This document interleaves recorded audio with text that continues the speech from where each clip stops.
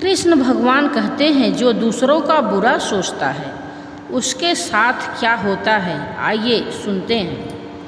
यदि रोने वाले के साथ कोई रो ले तो वह व्यक्ति श्रेष्ठ कहलाता है, महादेवी महान कहलाता है। दूसरों के दुख को अपना दुख तो केवल वही व्यक्ति समझ सकता है जिसका हृदय दर्पण की भांति स्वच्छ हो।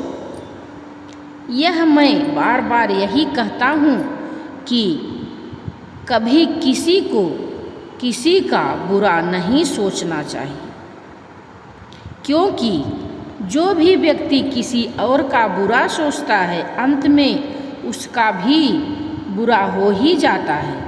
जो भी व्यक्ति यह समझते हैं कि यह तंत्र मंत्र क्रिया कर्म, यह सर्वनाश और अंधकार की शक्तियाँ किसी और को ही क्षति पहुंचा सकती हैं, तो वो उनका भ्रम है।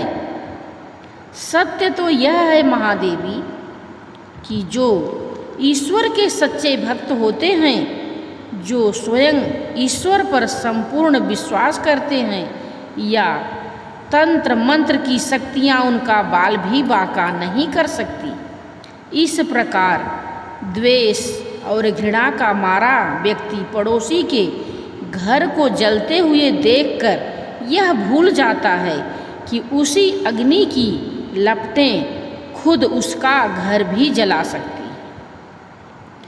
उसी प्रकार जो व्यक्ति तंत्र मंत्र में विश्वास करता है वह यह भूल जाता है कि यही तंत्र मंत्र की शक्तियाँ स्वयं उसका भी सर्वनाश कर सकती हैं। सत्य तो यह है महादेवी कि स्वयं मैं अपने भक्तों के बस में हूँ।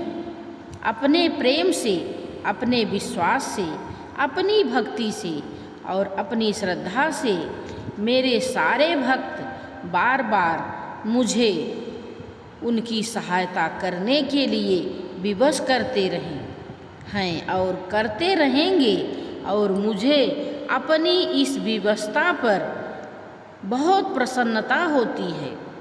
इसका मैं क्या वर्णन करूं महादेवी, इसका मैं क्या वर्णन करूं।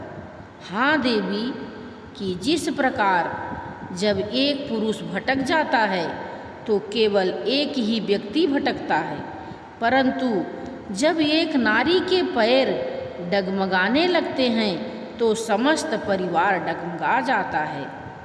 उसी प्रकार जब एक शिष्य भटकता है तो केवल एक ही छात्र भटक जाता है, परंतु जब एक गुरु भटक जाता है महादेवी तो समस्त छात्र समाज भटक जाता है। महादेवी, जो मृत्यु से डरते हैं वो जीवन जीने के लिए सिद्धांतहीन समझौते करने लगते हैं, और ऐसा सिद्धांतहीन जीवन मृत्यु से भी बुरा होता है महादेवी। इतिहास साक्षी है कि जीतते तो वही हैं जो मृत्यु के भय पर विजय पा लेते हैं, और सिद्धांतहीन जीवन जीने वाले तो कायर होते हैं महादेवी। आपने सत्य कहा कमल नयन, मृत्यु से क्यों भयभीत होना, वो तो एक दिन आकर ही रहेगा, किंतु मृत्यु के भय से जीवन का सुख चैन होना मूर्खता है।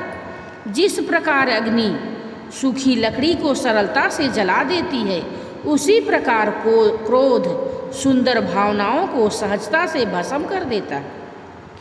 वो मेरे विरोधी हैं, इसलिए मेरा विरोध करने की धुन में वह विवेक तो क्या स्वयं को भी भूल गए हैं। मेरा विरोध करने की भावना उनकी विद्वता पर भारी पड़ चुकी है महादेवी।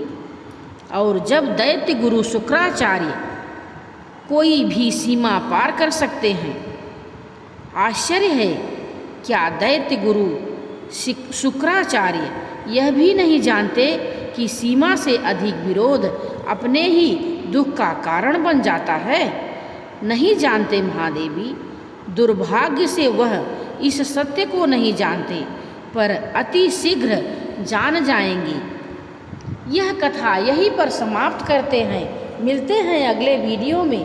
अगर यह कथा आप सबको अच्छी लगी तो हमारे आत्मबोध चैनल को ज़्यादा से ज़्यादा लाइक करें, शेयर करें और सब्सक्राइब जो नहीं किए हैं वो हमारे चैनल को सब्सक्राइब भी करें, जिससे आप सबको ऐसी कथा सुनने को मिलते रहे। धन्यवाद।